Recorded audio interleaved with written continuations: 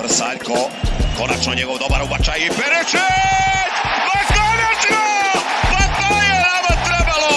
Jedan pravi ubačaj iz boka, jedan neopreznosti gleda i Perišić nas vraća u život! Bonjour à toutes et tous, c'est un nouveau podcast de Aimo, le podcast du foot croate.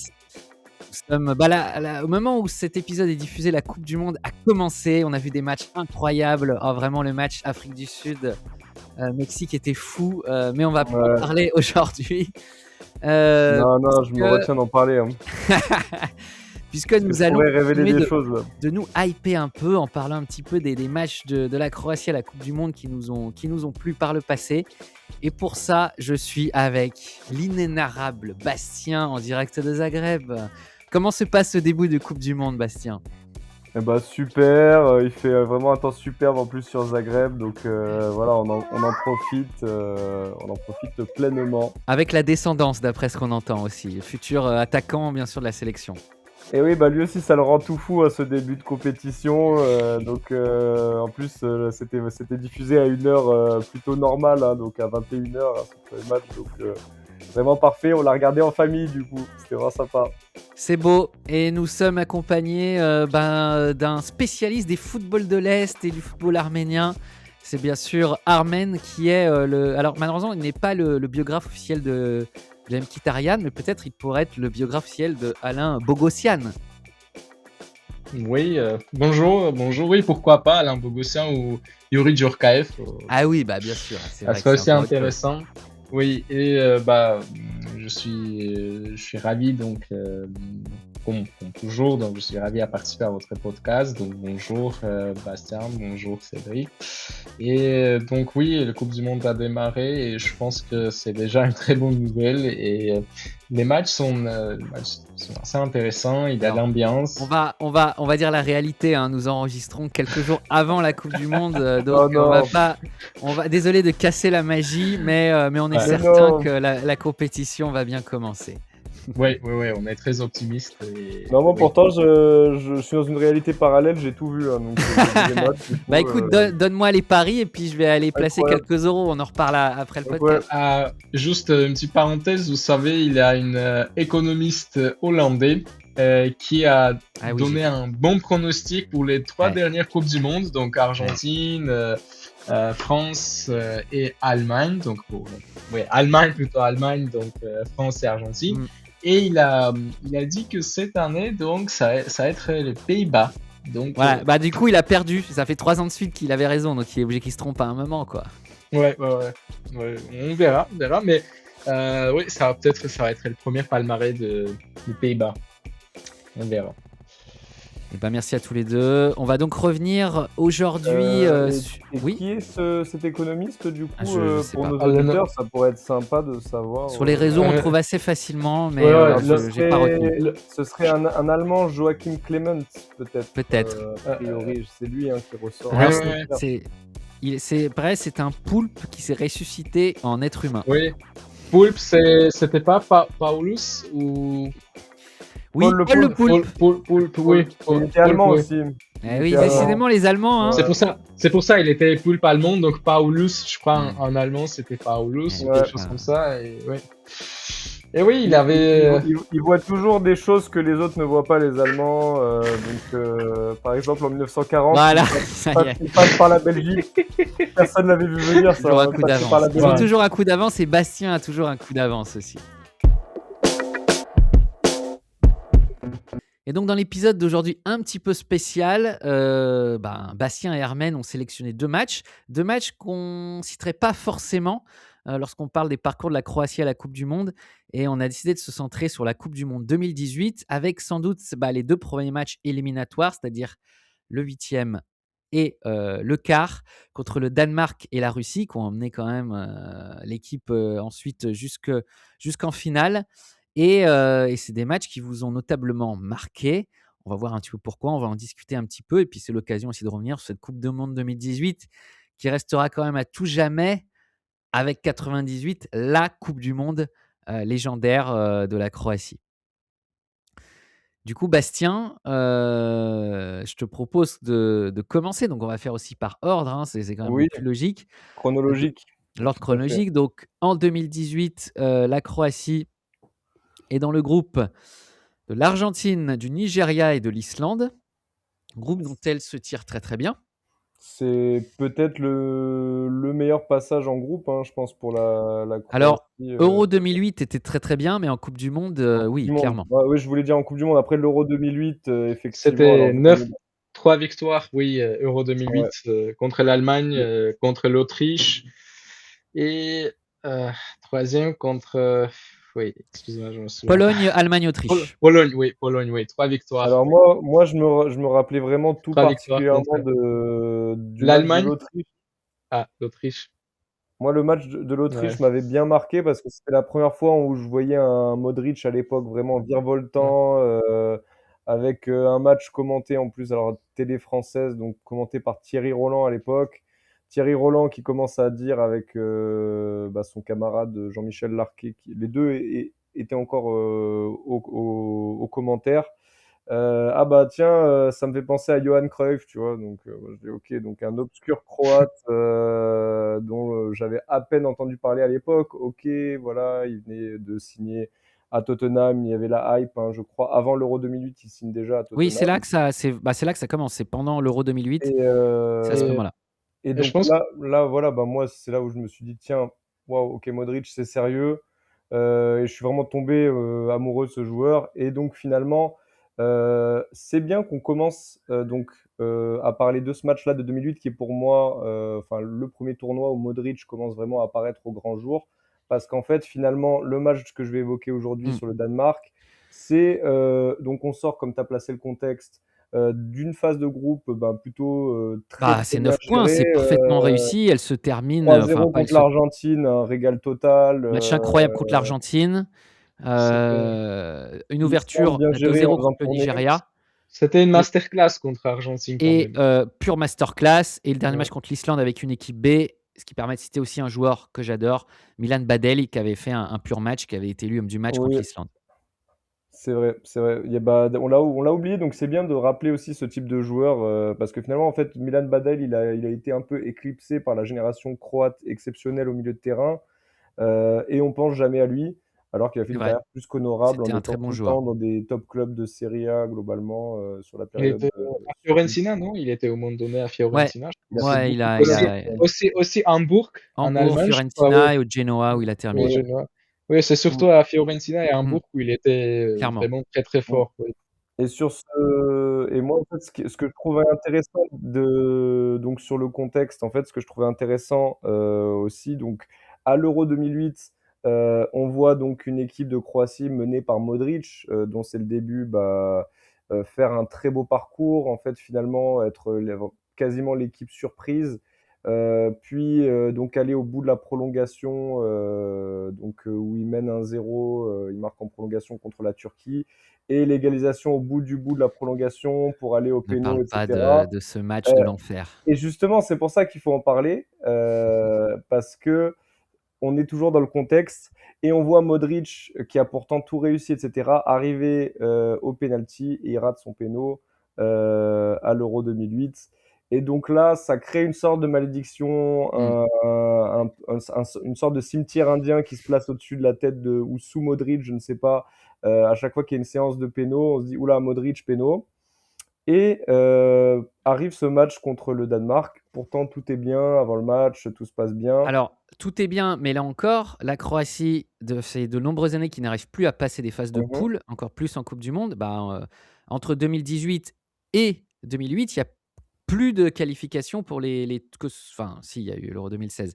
Mais là encore, Ouais, mais les l'Euro 2016, huitièmes, c'était compliqué aussi, hein. ouais, et les huitièmes, c'est toujours des matchs où, on sent de l'apport, on sent qu'il y a cette barrière, ce plafond de verre, qui fait que la Croatie n'arrive pas à déjà a beaucoup de mal à passer les poules et surtout, n'arrive pas à passer des huitièmes parce que contre la Turquie, c'était aussi un huitième et on sent que si c'est le poids des compétitions, c'est quelque chose qui s'est installé et on arrive à ce match contre le Danemark. Certes, tout s'est très bien passé avant, mais là, c'est comme si on repartait de zéro et on se trouve dans un match, qui est très, très particulier et qui est en tant que supporter, sincèrement, c'est un des matchs les plus durs que j'ai vécu, le Croatie-Danemark aussi. Je l'ai vu, effectivement et donc c'était une vraie souffrance, et c'est pour ça qu'on s'en rappelle. C'est un match qui te prend, jusqu'au fond de tes tripes. Mmh. Pas même pas un match beau à voir, c'est-à-dire il y a, Jorgensen, donc Mathias Jorgensen qui était bon, un joueur prometteur pour le Danemark, mais qui aura pas fait une très grande carrière au final. Défenseur central qui marque sur corner très, très Dès le vite, début, ça dès le arrive très début. vite. Derrière, l'égalisation croate qui suit aussi très rapidement. Alors je me souviens plus qui ça vient de qui sur ce match, En fait, finalement, c'est même pas tant que ça qui est important, plutôt le scénario, mais ça m'intéresserait donc de voir qui égalise, même si c'est à ce stade anecdotique, C'est main c'est alors en fait, C'est ça va Mandzukic, pas. très, très vite. Non, ça mais ça va très, très vite. c'est C'est Mandzukic. Jorgensen qui marque dès le début sur une touche, d'ailleurs, je me Mhm. souviens très bien. Ah, c'était pas Première corner, ouais. minute et 4e minute, Mandzukic égalise, il y a Mhm. 1-1 et ça ne bougera plus jusqu'au penalty, jusqu'au tir au Et- but. Et donc il y a effectivement donc en fait, ce qui est quand même très intéressant dans le scénario en prolongation, Mhm. et qui fait froid dans le dos, en fait, parce que déjà, bon, bah, on est stressé pendant tout le match, ça reste à 1-1, c'est quand même très engagé, les équipes se rendent coup pour coup, c'est pas vraiment, je pense pas qu'il y avait vraiment plus une équipe qui attaquait que l'autre. Sur l'ensemble, c'était Mhm. vraiment chaque équipe qui tentait de dominer par moment, par séquence, mais avec aussi, bah, de chaque côté, bah, il y avait Subasic quand même dans une top, Eh oui. Et, forme. et Schmeichel. Et Et Schmeichel. Schmeichel plus particulièrement, en fait, qui moi, plus le match avançait, plus il me faisait peur, surtout en perspective d'éventuels penalties. Là, donc on est sur la fin de la prolongation, on se dit waouh, ça y est, la délivrance, donc elle peut venir de Ante Rebic qui part en lancer en Oui, profondeur tout seul. et il est complètement fauché. Il dribble Schmeichel, je crois, il a le but ouvert. Mmh. Et il y a un défenseur danois qui arrive par derrière, qui le fauche. Tu vois même Rebic, en fait, c'est un cas très rare pour un penalty dans le foot moderne. Rebic, en fait, qui voit qui est fauché, mais qui se relève immédiatement. Lui, il veut continuer l'action, il en a rien à foutre, il veut courir et prendre le ballon marqué. Et en fait, l'arbitre, il arrête l'action. Et en même temps, il y a un autre défenseur en soutien danois qui était revenu prendre le ballon, donc c'était fini de toute manière. Et c'est vraiment un rare cas comme ça. Et donc là, qui se présente? Modric se présente pour le tirer, ce penalty. Et donc là, on se Euh, dit: «Oh putain, c'est bon et là, moi, 4 en fait, minutes j'ai des peur. pénaux». Non, mais bien sûr, c'est de l'apport, mais on se dit: «Putain, là, tout peut basculer, en fait». Tout peut C'est ça. basculer. Comme tu dis, ce cimetière indien, cette peur-là qui s'est accumulée avec les années d'un 8e de finale, Modric, là, il peut annihiler le truc pour de bon. Et En, vraiment, c'est vraiment cette sensation-là, hein, en fait, jusqu'à ce moment-là, tout le temps, dès qu'il y avait un penalty, c'était un peu une sorte, ouais, toujours pour continuer dans les images, donc l'épée de Damoclès qui était au-dessus de la tête de Modric à tout moment, c'est ok, super joueur, mais on a des doutes sur le mental et il a, à chaque fois qu'il y a eu des moments clés dans sa carrière avec des pénaux à tirer, il était bah, soit pas loin de les rater ou il les ratait. Et donc là arrive ce penalty contre Schmeichel en pleine confiance qui a sorti des frappes dans tous les sens, etc. Mais voilà, forcément, il est déjà capitaine, il est déjà le leader. C'est lui qui prend la décision d'aller le tirer. Il va le tirer. Euh, Franchement, il le tire pas super bien. En toute honnêteté, vraiment, c'était pas très bien étudié. Euh, et qu'est-ce qui se passe? Bah, il l'arrête. Et pourtant, en fait, même Modric, après enfin, à chaud, en fait, je crois, on lui demande, ou juste après le match, hein, son ressenti sur ce tir-là. Et il avait même étudié avant le match, il le disait lui-même, comment faisait ses arrêts Schmeichel, etc. Il le dit aux journalistes sur l'interview que j'ai vue. J'avais étudié par cœur comment tirer Schmeichel. Et pourtant, en fait, je me suis fait déstabiliser sur ce tir-là et je tire pas du tout comme j'avais prévu de le tirer. Et il l'arrête. Et donc en fait, même lui, il se disait, mais qu'est-ce qui s'est passé? Il y a eu un bug en fait dans la tête de Modric. Même lui, il l'a reconnu. Donc il y avait peut-être ce problème-là. Et finalement, bah, on arrive bah, à la terrible Alors, séance de juste pénaux. pour revenir sur ce penalty, Mm. enfin, sincèrement, il le rate. Moi, je me dis: «C'est bon, c'est comme d'habitude, c'est terminé, j'en ai Ouais, plein le cul, ce sera toujours pareil», c'était la montagne c'est russe ce match. infernal, quoi. C'est infernal. Ils ont comment rater ça à ce moment-là? Et pour moi aussi, c'est l'apport de l'effondrement psychologique avant d'arriver aux pénaux, de se Même dire toute la que génération de Modric qui pouvait voilà. s'effondrer avec ça, Et oui, avec lui en fait. exactement. Là, ils auraient pu en tuer enfin, on exagère peut-être, mais ils auraient pu tuer pour de bon la génération Modric. en Oui, bah, disant, s'ils ont, oui, Et bah, dans un, et dans élimination. un vieux match, quoi. Tu te dis, dans ouais, un ok, vieux bon, bah, match, ça un y truc est. que tout le monde oublierait contre le Danemark en huitième. Dans Ouais. l'indifférence la plus totale, cette équipe légendaire va disparaître et on rejoindra bah, toutes les équipes, si on reste dans le même espace, bah, toutes les équipes yougoslaves qui étaient avec des super individualités, qui ont rien fait pendant des années dans les grands tournois. Tu rejoins même la Serbie aussi, qui a été constamment une déception. Et en fait, finalement, on rebasculait, on restait en fait dans l'équipe balkanique qui a des problèmes de mental et qui a, malgré des brillantes individualités, du collectif, etc., dans les moments clés, ça foire. Et donc là, on se dit, ça y est, on va rester là-dedans, dans cette case-là.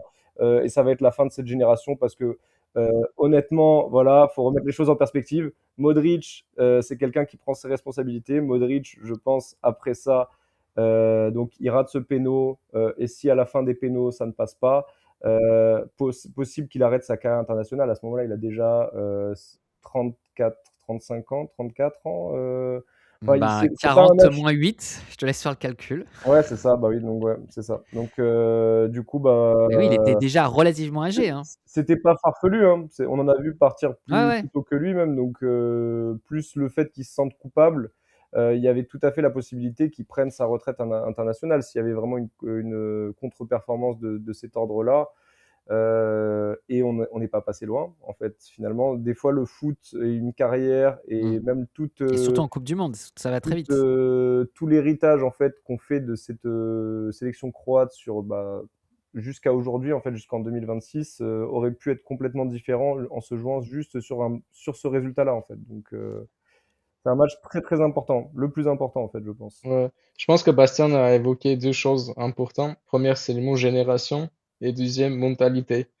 Et je pense que, premièrement, il faut dire que oui, Modric, il était leader, oui, il a raté son penalty, mais à côté de lui, il avait d'autres fortes personnalités qui, au moment donné, ils ont pu relever le défi et quand même, ils avaient les capacités, les qualités, mais aussi la mentalité, ce qui est très important, donc suffisamment forte pour pouvoir quand même, malgré cette penalty ratée de Modric, de leader, de meilleur joueur de l'équipe nationale, ils ont pu quand même avancer et faire ce qu'ils auraient dû faire et qualifier leur pays pour quart de finale.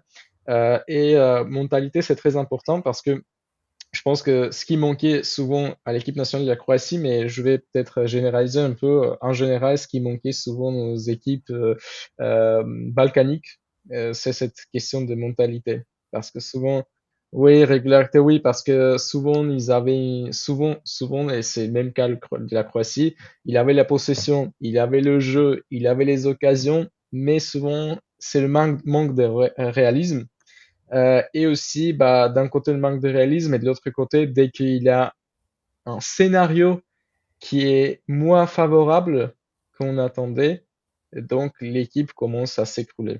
Mais parce qu'aussi, comme tu dis, il y avait plus d'expérience, la plupart Ouais, commençaient à être trentenaires et je pense que c'était, le moment Ouais. où, il y a, dans la il y a tête, ça. ils Ouais. étaient capables de faire quelque chose et donc Et aussi, on arrive ouais, vas-y. non, c'est juste pour dire aussi, je pense que l'équipe de Croatie était à la différence des années, des tournois précédents où les Croates, souvent, dès qu'ils se heurtaient aux difficultés, donc euh, le jeu s'effondrait, il avait moins de structuralité, il avait moins de solidité dans le jeu. Là, vraiment, ils étaient prêts à souffrir Mmh. 120 minutes. Oui, Souffrir bah, on l'a vu, 2, oui. 3, 4 matchs, 120 minutes Ouais. et arriver à leurs objectifs, arriver à leur Oui. but. Et avec une équipe qui était pas très jeune. Ça, il faut aussi souligner. Donc, Modric, il avait plus de C'est 30 ans, il toujours avait le cas. 32 Ouais. ans. Rakitic aussi, Perisic aussi, Lovren et Vida, ils étaient aussi assez déjà, je pense, âgés. Donc, ils n'étaient pas tout jeunes. Donc, Strinic aussi.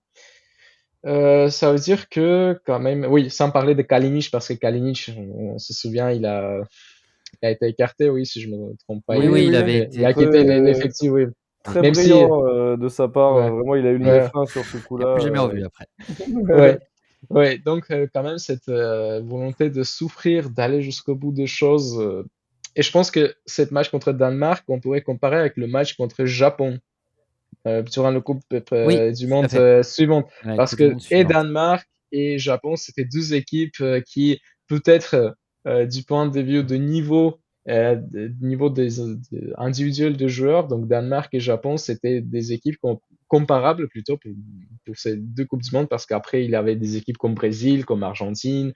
Voilà. Ouais, c'était pas le Danemark le plus talentueux, mais c'était plutôt le Ouais. Danemark traditionnel, Ouais. compact, et puis bon, bah, avec, Compact, traditionnel, très vif, qui a les milieux de terrain très vifs, très universels, très ça cherchait à, engageants. ça Ah, cherchait à Thomas, contre-attaquer, je pense, hein.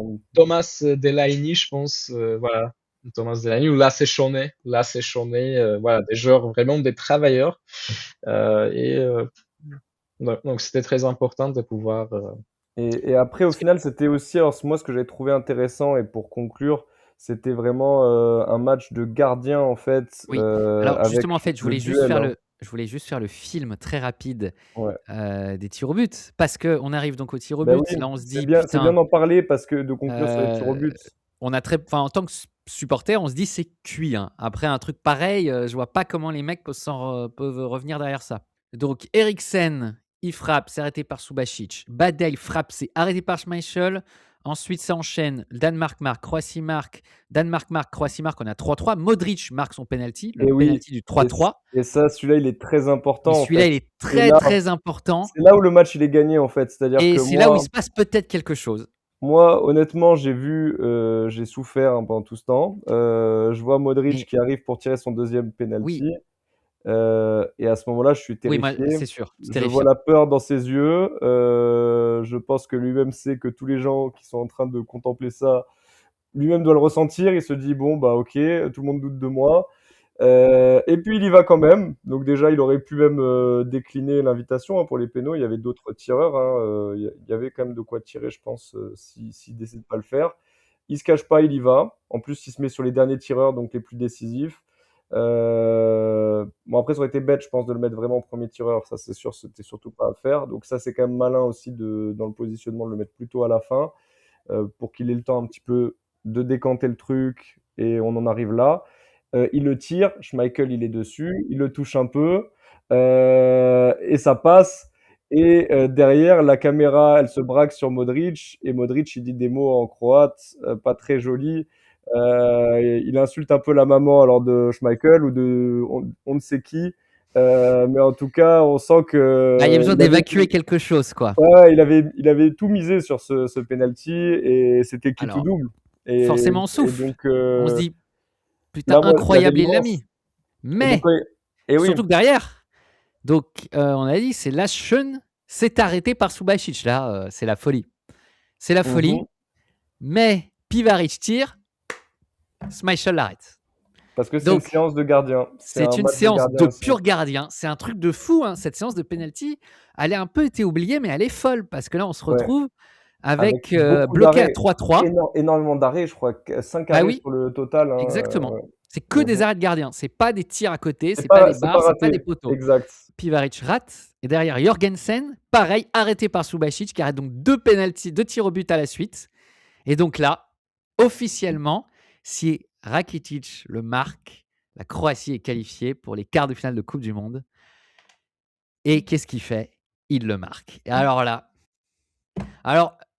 moi, je vous dis, ça va paraître un peu ridicule, mais c'est une des très rares fois où j'ai pleuré, j'ai versé des larmes dans le match de foot tellement j'ai été stressé de malade mental pendant 2 heures. Et à la fin,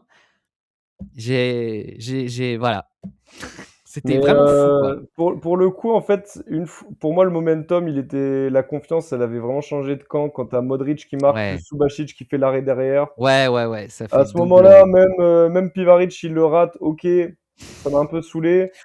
Mais en Je même pense que temps, sur le coup, on dit pas tout à fait ça, mais oui, sans doute que ça joue dedans. non, mais en même temps, j'étais toujours sûr que c'était bon, en fait.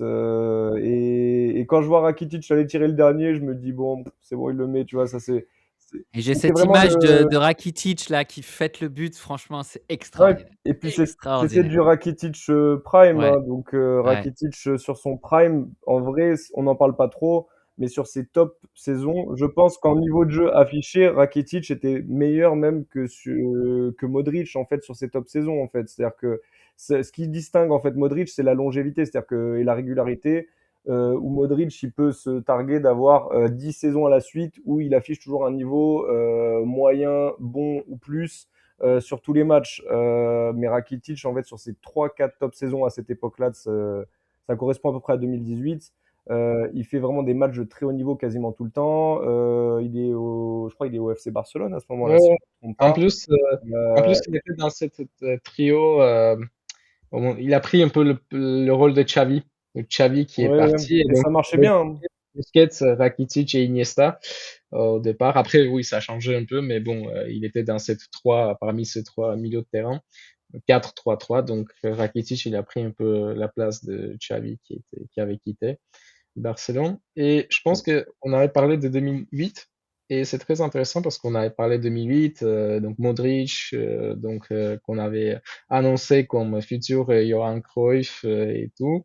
Mais il faut pas oublier qu'il n'était pas tout seul, il était avec Rakitic. Il y avait Modric, Rakitic, donc il avait Niko Kovac, bien sûr, très âgé déjà, très expérimenté, et il avait Niko Kranjčar. Sauf que je pense que dans cette équipe qui a joué en 2018, peut-être la seule personne qui manquait un peu, c'était Niko Kranjčar, qui aurait pu aussi être dans cette équipe, mais Il voilà. était un peu trop âgé, ouais. Il Ouais, était un un peu peu trop Un trop peu âgé. trop âgé. âgé, un peu Petite trop prise de âgé. poids aussi qui le Ouais, rendait c'est un plutôt peu ça. Je pense que, moins. je pense que s'il aurait été, du point de vue peut-être d'hygiène de vie ou peut-être de motivation, on était égal à Rakitic ou Modric ou même Kovacic ou Perisic, peut-être il aurait aussi, il pourrait être présent dans cette équipe.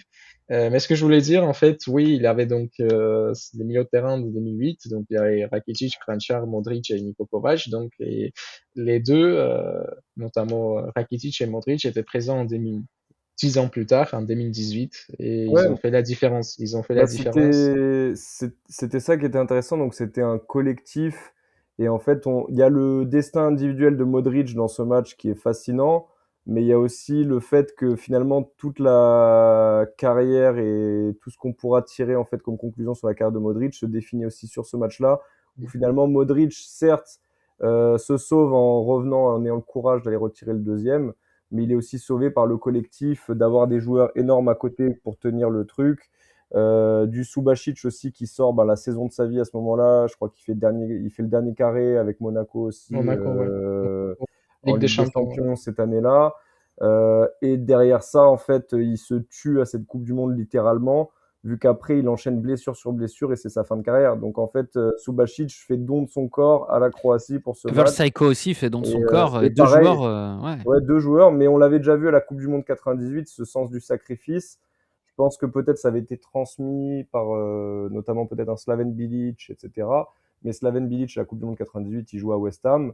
Il joue déjà toute la saison sous infiltration. Il a des graves problèmes, etc. Alors je me souviens plus exactement de quelle nature. Mais en fait, au final, toute la compétition, il souffre, il donne tout ce qu'il peut. Et derrière, en fait, vous pouvez regarder la carrière de Slaven Bilic. Après cette Coupe du Monde 98, il fait une poignée de matchs et puis c'est terminé, quoi. Donc, et c'est pareil pour, un Subasic après cette Coupe du Monde-là. Et vraiment son dernier grand match, en fait, c'est celui-là contre le Danemark, où ben voilà, lui aussi étant natif de Zadar, il vient sauver son collègue Modric sur les pénaux notamment, sur le match aussi. En rendant l'appareil à Schmeichel qui de l'autre côté vraiment nous avait bien fait la misère.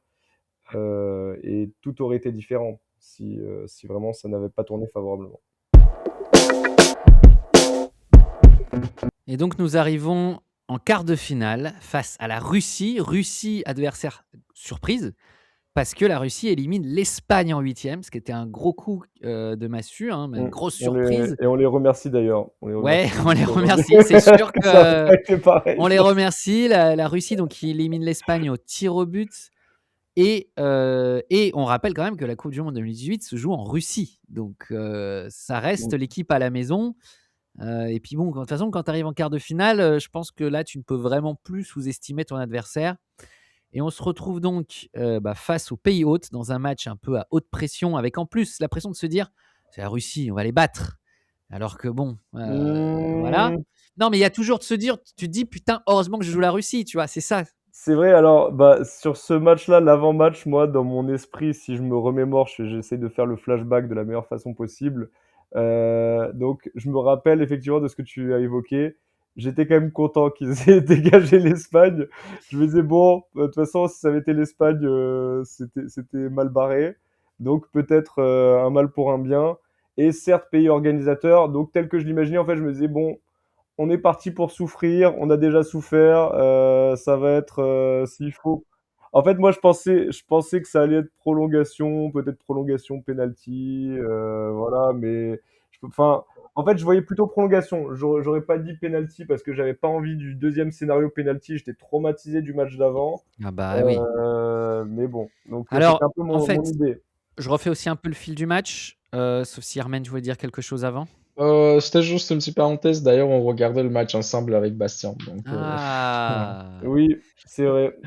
Pour faire le flashback de la meilleure façon possible. Donc bah oui, là c'est effectivement, bon, on y est. on C'est est, la machine à remonter le temps. on est assis dans un pub écossais, dans le quartier Écossais, de ouais. Saint-Michel à Paris, pas très loin de la Ouais. cathédrale Notre-Dame, voilà pour le contexte C'était le pour pape les écossais amateurs. et il avait des touristes écossais à Paris qui regardaient le match. Et Voilà, super à Incroyable. côté. ambiance.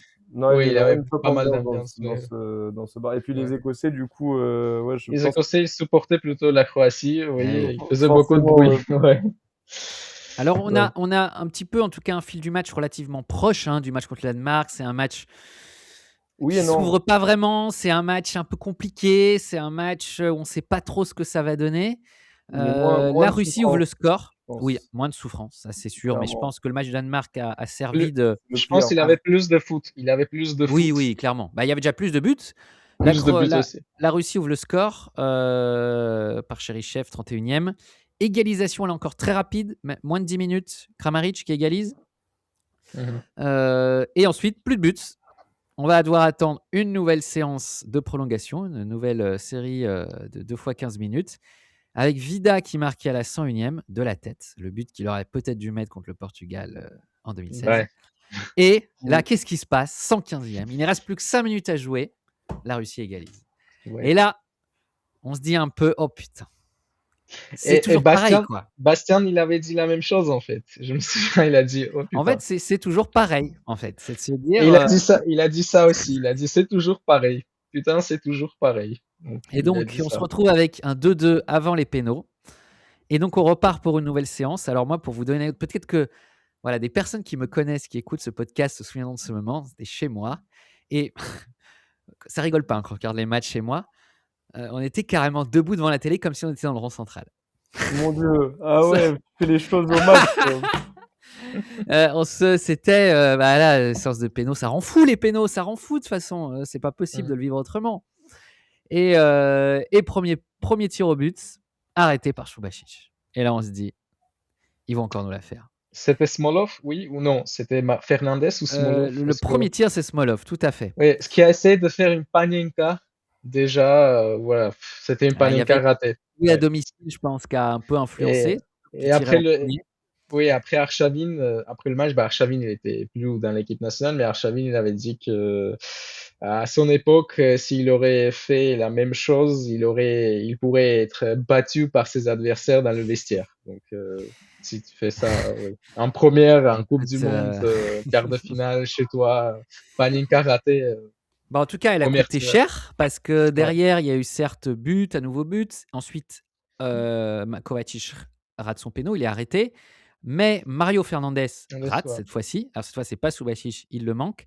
Et ensuite, il y a Ouais, non. but, il y a but, il y a but, il y a but. Et ça se termine au 6e tir au but, du coup, pour départager. Et une fois encore, Ivan Rakitic, le sauveur, qualifie Mais la le bon. Croatie pour la première fois depuis 2018 et donc pour la deuxième fois de son histoire pour un dernier carré de Coupe du Monde. Ouais. Et donc, qu'est-ce qui, toi, t'a marqué dans ce match, particulièrement, Armen? Je pense que déjà, ces matchs étaient très intéressants du point de vue sportif et extra-sportif. Du point de vue, on va peut-être commencer par extra-sportif. Donc la Croatie, quand même, même s'il avait la Serbie aussi, durant ces Coupes du Monde. Mais la Croatie faisait partie des équipes qui étaient plutôt soutenues par l'ensemble des supporters russes. C'est Et vrai. il a une longue tradition, Alors, oui, tout à cette fait. Et équipe ce qui permet de faire une petite parenthèse, là encore, on parlait de 2008, mais en 2008, la Croatie se qualifie en battant l'Angleterre à Wembley dans un match légendaire alors qu'ils étaient déjà qualifiés. Et la Russie. Et cette victoire contre l'Angleterre permet donc à la Russie de se qualifier, Ouais, contrairement donc il y a toute cette histoire-là où, ouais, alors si je dis pas de bêtises, je crois, alors peut-être Bastien, tu me diras le contraire, mais en remerciement pour cette qualification, je crois que notamment beaucoup de joueurs croates avaient reçu des voitures de la part de la Russie, quoi. euh, En tout cas, ils avaient reçu des cadeaux pour les Je, je, remercier, je me souviens qu'il avait beaucoup de supporters russes qui venaient à l'ambassade croate pour oui, remercier, pour donner des cadeaux, voilà. Et ça, c'était très important pour, en général, pour cette génération, vous savez, d'Arshavin, Pavlyuchenko, donc, et la compagnie, parce que, et Akinfeev ou Zhirkov, mmh, parce qu'après, ils ont quand même brillé en Euro 2008 et je pense oui, que c'était le meilleur très grand tournoi. Euro. Ah, ils sont allés plus Oui, loin que les c'est Croates finalement, très, très grand Euro. Oui, ils sont allés plus loin que les en Croates. 2000. Oui, ils sont arrivés jusqu'à demi-finale. Ils ont été éliminés par l'Espagne, futur Mmh, champion. Et en général, donc déjà, si on parle de ce match, donc on peut se dire que la Croatie et Russie, pour la qualification pour Euro 2008, ils étaient dans le même groupe avec l'Angleterre. Et toujours les matchs entre la Russie et la Croatie sont très serrés. Donc, mmh, par exemple, je crois qu'en demi, pour qualification en Euro 2008, c'était deux matchs, une en 2006, l'autre en 2007 à Moscou et à Zagreb et je pense que c'était deux matchs nuls, 0-0, 1-1 ou peut-être 0-0, 0-0, je me souviens pas, mais il n'y avait pas beaucoup de buts et deux matchs nuls, il me oui, semble. c'est Et ça. oui, et des deux matchs nuls et d'ailleurs on pourrait aussi évoquer le dernier match entre les deux équipes, le dernier On pourra match en dire un officiel. mot, on en dira un Ouais, mot après. ouais, c'est toujours très difficile, c'était toujours très dur, très difficile pour les deux équipes quand ils s'affrontaient, donc la Russie et la Croatie.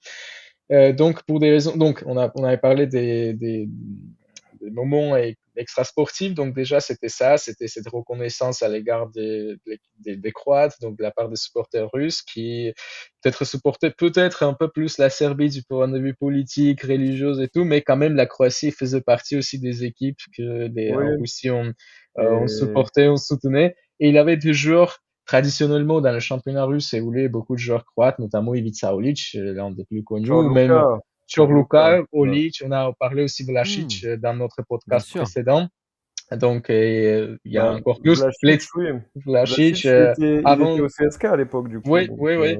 Vlašić avec Bistrovic. Après, Bistrovic, il n'a pas été si fort que Vlašić. Mais c'est Pletikosa, non, il est pas resté dans la mémoire, non. En tout ouais, ouais, ouais, cas, au niveau de la Pletikosa encore. sélection. Oui, euh, Pletikosa encore plus loin, à Spartak Moscou. Vukojevic, par exemple, Ognjen Vukojevic, il a passé aussi avec Dynamo Kiev, il a passé par Spartak Moscou. Et aussi Lovren, après Coupe du Monde, pas tout de suite, mais un peu plus tard, il a remplacé Branislav Ivanovic à Zenit Saint-Pétersbourg. oui, Donc, quand même, il avait Krijanec à Zenit à l'époque. Donc, voilà. oui. Donc, on peut évoquer plein de joueurs croates en Ouais, championnat russe. Ivica Krijanac, ouais, il était Zenit, à Zenit l'autre. Saint-Pétersbourg. Zenit Saint-Pétersbourg, oui. Et à l'époque où ils font la finale du UEFA, non Oui, ils ont gagné l'UEFA Ouais, et lui, ouais, il était titulaire. c'est ça, c'est ça. Et avant ça, je crois, ou alors, ah non, ou après, en fin de carrière, il part finir sa carrière à l'autre club de Split, le Ouais, RNK Split, ouais, ouais, je Radnički, crois il a fini le club des oui, en travailleurs de français. Split, du coup, Mhm. qui était l'ancien club communiste Ouais, de Split, mais qui a depuis complètement coulé, donc ils sont plus du ouais. tout en première division. Et Il a fini là-bas, ouais. oui, et donc ça, c'est aussi une raison, oui, encore une raison pour laquelle, quand même, il avait des fortes sympathies à l'écart de l'équipe nationale croate. Et en Russie, on était sûr que si on allait battre la Croatie. Donc après, on allait battre aussi l'Angleterre parce que il y avait cette émotion déjà après même après le match contre l'Espagne. Donc il y avait cette émotion, cette confiance en l'équipe nationale. Donc c'est possible. Après, c'est le foot. On pourrait pas dire comment ça allait se passer, mais quand même, c'était une match très important et comme on regardait avec Bastien, donc j'avais dit durant le match quand la Russie avait égalisé, mais quand même la Croatie a pu gagner dans cette série de tirs au but. En plus, en Russie, donc j'avais dit que bah, vous êtes vraiment débarrassé de cette mentalité. C'est pas offensif que Oui, je vais dire, mais cette mentalité balkanique, voilà. oui, Donc non, vous bien êtes, sûr, vous êtes ça a été désormais vous êtes une grande équipe. ces Désormais, matchs qui ont véritablement transformé la Oui, mentalité, ouais. croate ou en Et, tout oui, cas, et, je et tiens à rassurer donc nos auditeurs balkaniques, hein, il ne s'agit pas de haine aucun, envers absolument pas. eux. aucun. C'est pour ça C'est que je dis plutôt c'est pour, inoffensif. c'est ça, et c'est plutôt pour référer en fait à une sorte de complexe d'infériorité que Mmh. les Ouais. nations balkaniques ont Un vis-à-vis, côté très émotionnel aussi en sur la général de gestion des Malheureusement, l'Europe de matchs. l'Ouest. En général, vis-à-vis de malheureusement. l'Europe de l'Ouest, c'est toujours ah ben voilà, on fera jamais aussi bien qu'eux, quoi qu'il arrive, de toute façon. Et puis de toujours ouais, douter trop de soi, même si on a du talent, et de finalement pas arriver à ses objectifs. Mais en se disant, bon, bah finalement, voilà, on est comme ça, on est une petite nation, on fera pas mieux, et se contenter de ça, en fait. Et c'est un gouffre dans lequel a sombré complètement bah, un pays comme le Monténégro en termes de résultats sportifs. Tout pays confondu, enfin tout sport confondu. La Serbie est en train d'y aller vraiment à fond, hein, sur les derniers résultats. Et il n'y a que dans les pays voisins, vu que c'est bien, on peut les saluer aussi pour la Bosnie qui s'est qualifiée pour cette Coupe du Monde. Mais beaucoup avec en fait des jeunes de la diaspora qui ont su être séduits par le projet de la sélection bosnienne. Mais si c'était juste les joueurs locaux, ça serait pas suffisant, je pense, pour avoir une équipe Ouais. compétitive. Donc voilà, c'est pour ça que ce match était très important pour l'équipe nationale.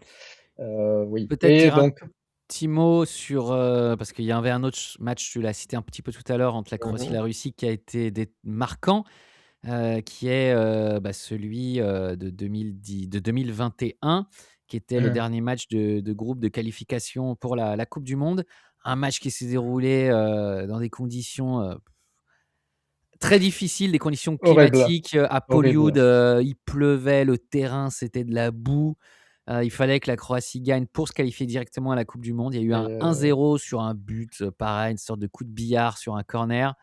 et Un je match, pense que c'était une but contre son camp de la part ah oui, de Kudryashov, mais c'était corner, oui, c'était après le corner oui. et c'était, oui. En gros, Et voilà, c'était, sur un truc un peu, enfin, c'est pas une vraie action de jeu, quoi. Enfin, ouais. c'est à l'image de ce match qui Et était vraiment horrible parce que les conditions l'étaient.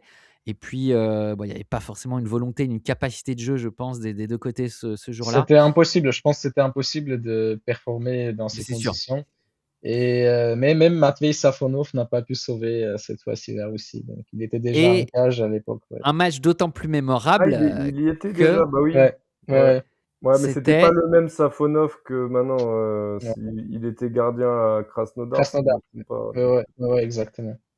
un match d'autant plus mémorable que c'était donc le dernier match de la Russie, Mhm. international, puisque derrière, ils devaient jouer les barrages européens Ouais, qu'ils les n'ont pas. barrages, Ils ont été exclus, du fait que, bah, en plus, ils allaient jouer contre, voilà, un pays, La la Pologne. Pologne, République tchèque, je crois, Un risque et de jouer l'Ukraine, hein, si je dis pas de bêtises dans le Il y schéma, avait ouais, aussi, puisqu'il y ouais. a eu un Ukraine-Pologne, il me semble, dans les matchs.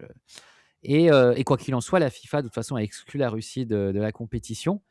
Mais c'est finalement presque un match historique de par l'actualité géopolitique. C'était donc le dernier match officiel de la sélection russe, Donc, Jusqu'à aujourd'hui, quoi. comme on jusqu'à dit, aujourd'hui. la vie, c'est la meilleure dramaturge. Donc, voilà, en 2007, on va dire, but à Wembley, donc Mmh. but de Mladen Mladen Petric, Petrovic, a ouais. offert à la Russie la possibilité de faire son meilleur tournoi et Mmh. donné la possibilité à la génération d'Arshavin de briller sur la scène internationale.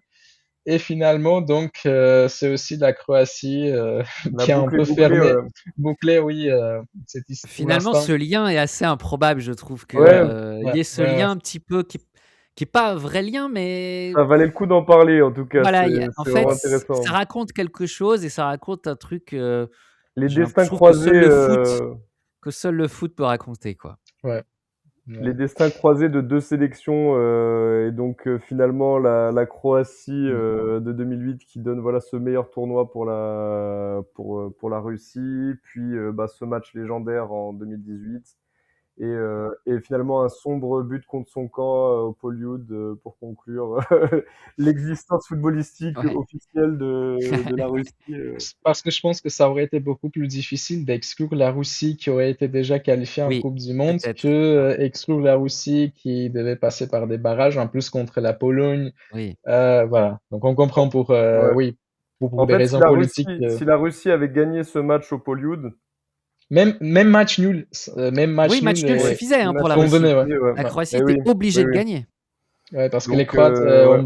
ont fait ils ont gagné un match de moi parce qu'ils ont fait un match nul contre l'un des équipes. Je me souviens pas c'était contre qui, mais voilà, il y avait une match nul qui a permis à la Russie de prendre la première place.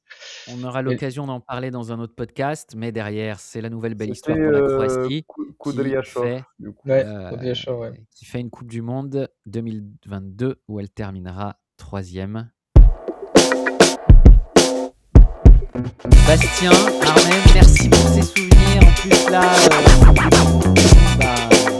ça rappelle des choses que j'avais un petit peu oubliées et ça rappelle aussi des émissions avec ces deux matchs. C'est moins resté dans les mémoires parce que c'est pas forcément des gros adversaires, parce que c'était pas les matchs les plus emblématiques, mais ces matchs-là qui ont permis de créer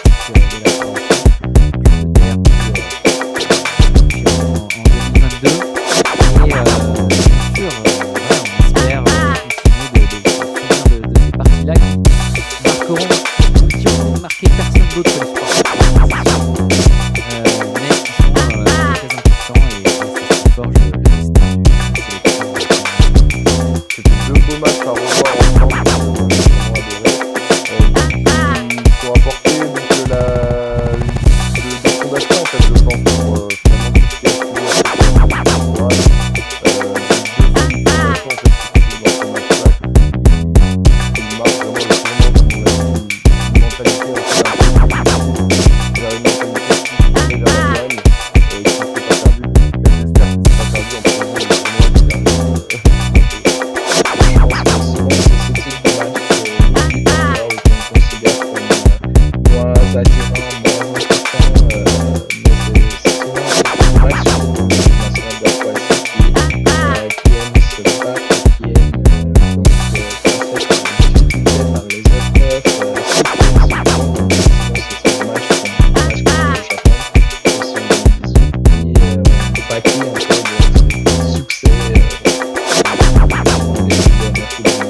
On se retrouve très bientôt pour